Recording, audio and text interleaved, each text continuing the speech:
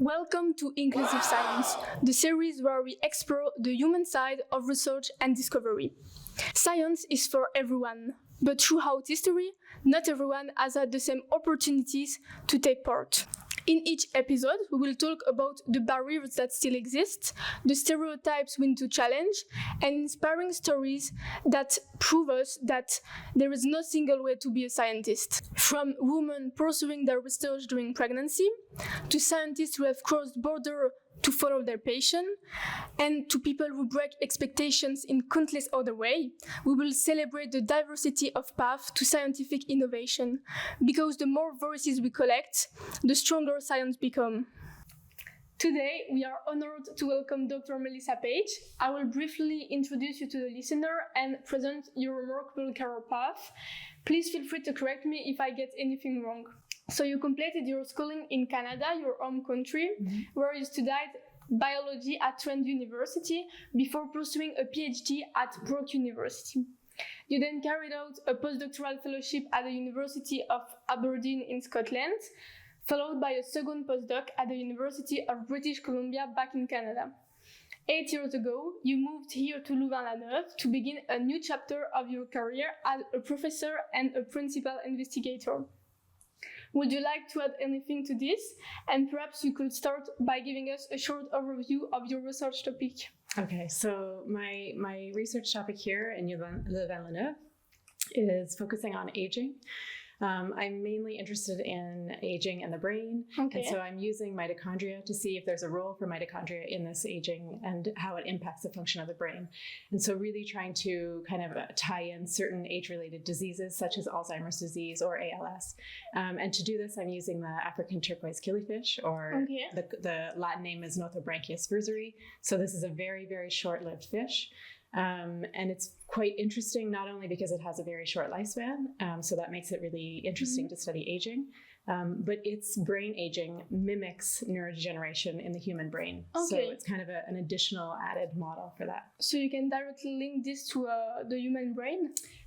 Yes, I think it's a good model to do that, yeah. And then maybe we can ask other questions with other models, or we can use the fish to explore maybe pharmaceutical targets that can be used in clinical trials in the brain. Yeah. Okay, really interesting. So what led you to focus to this field? Okay, so you had introduced kind of my career path. And so when I started for my master's, I was looking at, it's been a long time, so I have to try to remember, but I was looking at kind of the kind of transcription in a parasite. And so this was going well. I really liked the research, but the environment I wasn't really super keen on, because there was a chance maybe to pass from my master's to my PhD. And so when this kind of like timeline came up, I really thought, okay, I really want to take another step somewhere else. So I was just looking for other universities around kind of the university that I was at. And I found this topic about aging. And that really, really excited me. And I thought, okay, this is something that we're always going to have to address, aging. And so I moved to Brock, where I did my PhD. And there I had a really great time with my PhD. And I really then started to like kind of fall in love with aging research.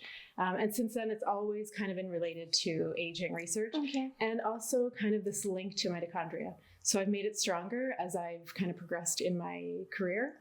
But even at that level, there was this kind of link with mitochondria. So the link between aging and mitochondria, is this always present? So mitochondrial dysfunction is one of the hallmarks of aging. So there's 12 hallmarks of aging, and they could be kind of interacting with one another, right? So it's not just saying that it's maybe just mitochondrial dysfunction that's causing aging, but this for sure could be an impact that's leading to aging. But maybe it's also interacting with maybe telomere shortening or something, right? Was becoming a researcher a calling for you? I don't know. So I had looked at the questions that you had given me before, and I think it's kind of, for me, it's a hard question to answer, because I think when I was finishing my my bachelor's, so in Canada at the time, and maybe it's different now, I think probably like the memoir here is very similar to a fourth year project in your bachelor. Okay, so you would do a fourth year project and then you would do a master's degree. And I never did a fourth year project. So I didn't have any kind of experience in the lab. And so I was kind of thinking like, oh, I don't really know what I want to do after my bachelor's. And I was kind of looking for other possibilities. And I had a friend at the time who knew that someone was looking for a master's student. Okay. And so he said, oh, I'll put you in touch. And I made a joke saying, okay, if I get this position, I'm going to name my first child after you. And I got the position. So then that was it. So then for me, it was just like, I think it was very quickly that I realized that I really enjoyed it. But I think kind of in between that transition, I literally had no idea what I wanted to do. Okay. So yeah. I did not call my child after him, but that's fine. We lost touch. Okay. And what do you think are the main characteristics of a researcher, if I may say? Okay. I don't know. I think you have to be like very, very creative. And I think sometimes when you say like creative and creativity, people automatically think of like painting and, you know, like drawing and things like this, which I have no skill whatsoever. But creative means you can also like, you know, you have to think of ideas, you have to think outside the box, you have to think of how you can address questions, how you can like ask questions. So yeah, I think you have to be very, very creative. I think for a researcher, you know, maybe depending on the level, you have to be very independent. Okay, I think sometimes you can be a bit isolated in certain steps of this position. And yeah, I mean, it's very difficult. I think you have to be very outgoing.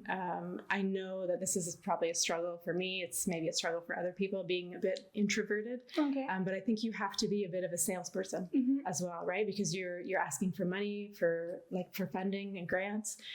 Also asking maybe complete strangers at conferences, you know, questions, or if you want to collaborate together. So this can be a bit intimidating, maybe nerve-wracking in some cases. Yeah. So, as you know, despite the efforts made by various organizations, women are still underrepresented in science. And the gap tends to widen the higher one goes in the academic hierarchy. When you were starting your career, did you have female role model in science, and how important was that for you? Okay, so I think it's probably a really personal question, and it can obviously differ between individuals. So actually my first promoter or my supervisor was a female. And I don't know, then maybe you can think, oh, okay, this is a really great experience. But actually I found more of a mentorship in my PhD promoter, who was a male, okay? And from him, I really kind of like learned the importance of work-life balance. Okay, so he had 2 young children when I first started. Well, I don't know, I guess under 10, we can say. And then I think when I was nearing the end of my PhD, he and his wife had a 3rd child, so really like brand new. And I don't know, I understand that he's a male, so there's different kind of aspects, but I still really got from him, okay, it's very important to take care of yourself. It's very important to take care of your family if you have a family. And I don't know. So then for me, this is a huge lesson. And I think it's maybe sometimes more difficult for a woman to kind of experience this like balance than a man, for example. And sorry, because I got lost of the question. No problem. But why would it be more difficult for a woman? Oh, okay. All right. Sorry. Okay. So I think so you had said there's this kind of, we lose women the higher we go up in academia, for example. And I really think for me, it's this kind of balance between family and work. Okay. And so I think, you know, if you're having children or if you're adopting children or whatever, you know, I think it's still kind of a lot of demand goes to the female. Okay. And so then it kind of makes it difficult to like keep moving up. Or maybe it's not even difficult to keep moving up, but it's just a decision that someone has to make to say, okay, do I want to kind of postpone having a family because I know how important it is to continue like without any breaks in the career. And maybe if I postpone or take breaks, then I'll just go to industry instead. Okay. So I think that's a huge thing for me. And I think that's probably kind of maybe because it's difficult for women to make this decision, or the easy decision is just to stop academia altogether. I think there probably needs to be some kind of support system to kind of say, all right, like we understand that not only could you be pregnant and you are having a baby and maybe you're taking maternity leave, but just once maternity leave is finished, you still have a child, right? So I think sometimes that's kind of forgotten, you know, so you still have maybe a child who's under a year or just over a year that you're still kind of, you know, taking care of. So, and again, I think it's still a bit of an imbalance between females and males. And so one thing that I was thinking about before this interview, you know, even to help women, I think it might be nice that there's more support also for men to be able to take paternity leave, right? Yes. So then they can say, okay, we're also going to take maybe 3 months, or we're also going to take 6 months. And so if I just kind of maybe talk a little bit more about like my experience when I had my son, it worked really well. Okay. So we like really kind of planned this pregnancy because I knew that I was coming to the end of my second postdoc. Okay. I knew that I was ready to apply for a position, a full-time position. What is the gender balance like in your own research team? And do you feel this is like other team in your field, or have you observed any extreme imbalance in certain groups? Okay, so in my team, I have 2 male PhDs and 1 female PhD, who's just going on to maternity leave soon. And before I had another female PhD, but she decided to kind of move away from academia. So then, I don't know, then it was quite balanced. And I think this is normal. I think I usually see, like the labs that I've been in, and even just kind of looking around, usually a balance. Sometimes there's even more of a shift or like a bias towards more females. Okay. And this is this huge kind of, I don't know, it's unfortunate because then we have a big loss of females going into either postdoc or going into like PI positions. Yes. Yeah. And have you ever experienced or witnessed gender-based discrimination in the research field? Yes. Okay. So the one postdoc that I was doing, it was just females as PhD students, and I was the postdoc. And at that university, I don't know, there wasn't very many master's students, or at least they were not in our group. So sometimes we had visiting scientists, also many females. And the supervisor, I don't know if it was just his kind of personality, but he was not very respectful to us. And so I don't know, I can't say if it was just because we were women or if that's how he would act for both men and women. And so it was very challenging. And so at the time, it was really tough for all of us. Like there was 2 kind of core PhD students and then myself. And we often we felt really a lot of stress. Since then, you know, I've pushed it away, and I think, okay, this was a really hard time in my career, but I don't know if I've necessarily become stronger. I think sometimes now I know how to handle myself in these types of situations. So yeah, I guess I could say maybe I've experienced some discrimination. Yeah. Has being a woman ever posed obstacle in your career? No, so I guess it could have been that position or that situation. And I don't know, I feel like, I don't know, like sometimes, yes, maybe men say certain things to you. Okay. And I don't know if it's just because I just think, okay, whatever, or I'm not really fully understanding, but I think sometimes I just let it go. I just think like, okay, if that's the type of person you are and you need to say a comment about something I just said, whatever, you know? So I try not to dwell on it too much, because I think it could be anywhere. You know, it's not necessarily just related to academia, right? Maybe we could say we see a lot of it because there's still this huge shift between, in the higher positions, there's way more men than there are women, you know?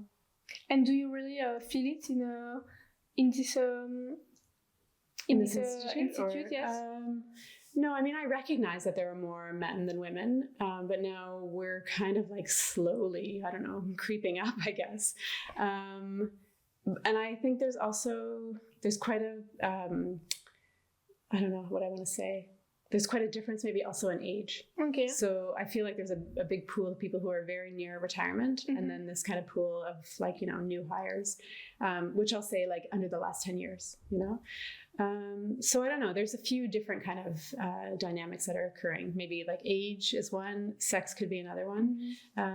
So yeah, I don't know. We'll see in the near future, because I think there's 2 or 3 positions, at least in the list, that will be coming up for for hiring. Yeah.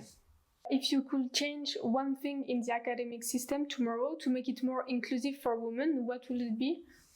Okay, so I think it would be great if there was kind of like mentoring for women who really want to continue in academia.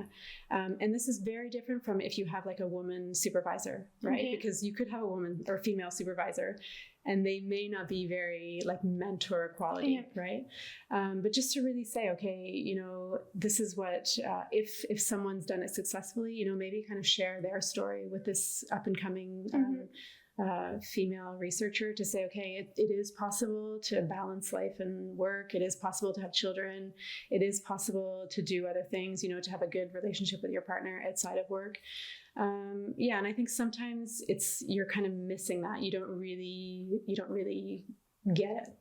8 years ago, you transitioned from being a researcher to becoming a PI, a role that is, I imagine, quite different. And you also made this change in a foreign country. So was that transition an easy one? And looking back, what advice would you give to someone preparing for this change? And what do you enjoy most about being a PI? Okay. So I think it is like a very challenging transition.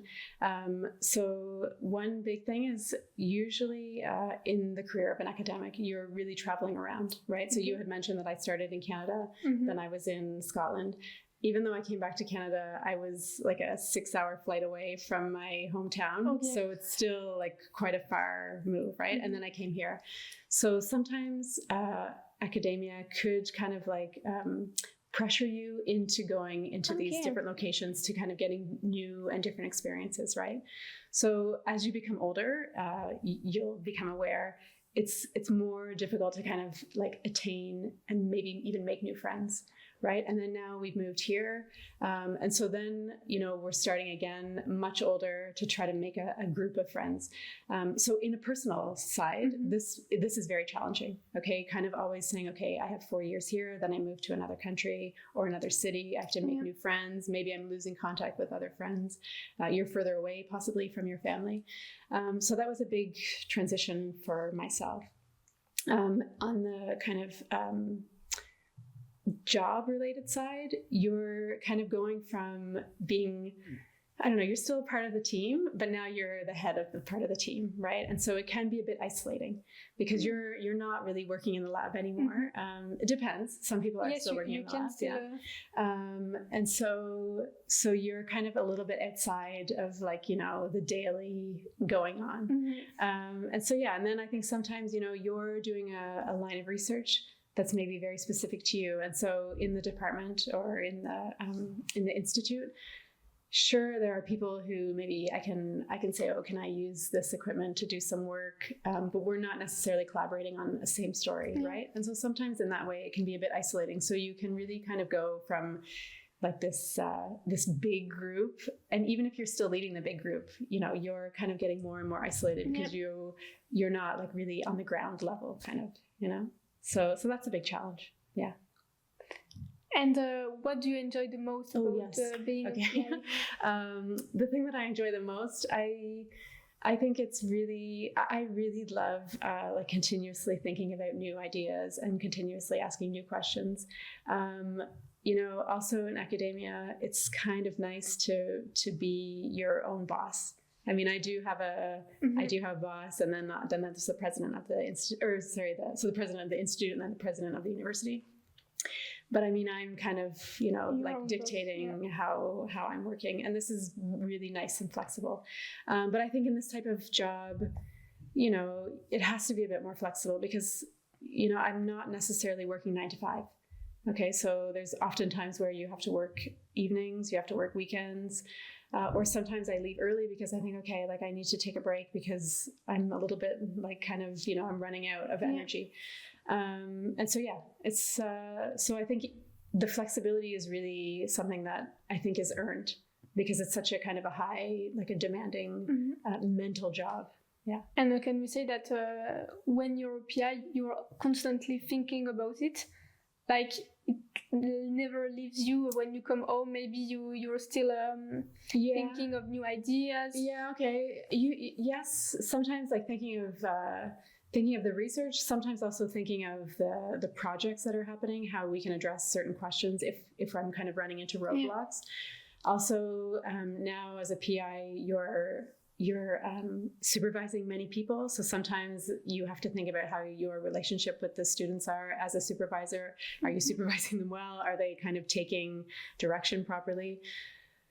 How things are going with technicians, so you also kind of, it's sometimes very difficult, at least for me, it's very difficult to be like, okay, I'm leaving my office and I'm totally blank, because everything is still kind of like swirling around. In the past few decades, we have witnessed numerous technological revolutions that have propelled biology forward. For example, new sequencing techniques, CRISPR technology, AlphaFold, and artificial intelligence. Have these technologies changed the way you work? Do you think tomorrow's research will be different from today's? And could these tools help us solve the challenge of the future? Okay, yeah. So the first question about if it's changed the way I work, then yes, for sure. I mean, I remember when I was doing a PhD and even maybe my first postdoc, so many things have evolved since then. Really, like I can say, especially in the term or in terms of omics, right? So many new types of omics have come out, and these together have really opened the door to so many things, right? Also, I think we're using a lot of modeling. Okay, a little bit in my lab, not so much because of the questions I'm asking. But yeah, I think these omics approaches, these modeling approaches, the CRISPR-Cas9 then has really opened the door for a lot of genetic manipulations. So yeah, these are things that are making certain things easier. Maybe they're opening up more questions. I think that's probably always going to continue to change. I think maybe you had mentioned something about artificial intelligence. Yes. So this, I don't know. I don't think I know enough yet necessarily about how it can change. I've read a few kind of titles of articles that are saying, okay, it may actually help us and help maybe clinical studies progress. It could help doctors do some kind of operations and things. So I think there is a positive side of it. I think we still have to be very careful about how we're using it. Yeah. I feel, and I'm sure maybe you've noticed that, now if you're using Google, for example, if you're just typing a question, then there's an automatic AI response. And I feel it's really forcing you to take this response. And so it's really maddening, because then if you see the answer that you want and it has a link to a paper and you're like, oh, okay, exciting. So then you go to the link and the paper has nothing to do with that sentence, or it's summarizing that sentence totally incorrectly. So I think at least on the side of kind of asking questions and maybe answering questions, it's not perfect yet. But it could help in kind of developing new techniques or other things. So yeah, it's kind of I think it's still too new. Yeah. Do you use artificial intelligence daily or? No, I don't think I do. No, not necessarily. Okay. In today's world, which faces so many major challenges, for example, budget restriction, technological ethics, what do you believe is the role of researcher in our society? Okay, so I think even with all these kind of pressures that are maybe becoming present, researchers are still huge educators, right? We're big communicators, and we can also be strong advocates for things, right? So we're advocating maybe the problem with pollution or climate change. We're advocating for certain diseases. We're also educating and communicating these things. So, I mean, even with these pressures, I think we always need researchers to keep educating people about these things that are happening in our world. And do you think there is enough communication or vulgarization for all people? when you write papers, it's only for scientists, but what about the main public? Yeah, okay. No, I think this is kind of the role then of the university. Okay, so the university has, and I'm probably not going to say it properly, but they have a communications department where they know, okay, if this person is publishing a paper, okay, let's then contact the newspapers or TV news to say, okay, can there be interviews, or how can we write a more kind of general public summary of that research, to try to always keep putting it out there.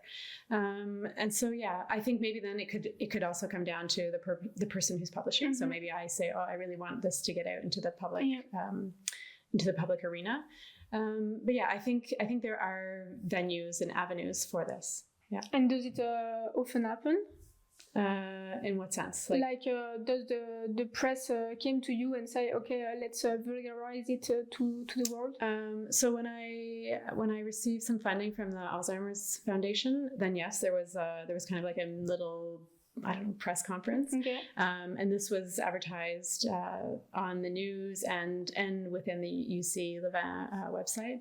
And yes, there's been other cases where people have been publishing articles, and then there's been TV reporters who have come to the lab to ask questions. Yeah. What has been the most memorable day of your scientific career? I don't know. I think it's really impossible to answer, and I don't know if it's because the type of person I am, or the type of people maybe that researchers are. Okay. I feel like once you've kind of achieved a goal, you are immediately thinking of the next goal. Okay. So I just remember, like, when I was doing my PhD, it was like publishing papers, but as soon as one was published, it was like you're continuously working on the next thing. When I got an award for postdocs, or when I've got funding here, you're like, oh, and then the next minute you're like, okay, you have to keep going. So it's kind of hard, at least for me, to pinpoint, to say, okay, this was like my most memorable day, because it's just continuously going. Yeah. Yes. So many small celebrations, but I don't know if I can say like one big one. Okay. Yeah. So thank you for your time. It was really nice to have you today. Okay, it was my pleasure. Thank you. Thank you. Bye-bye. Bye. Thank you.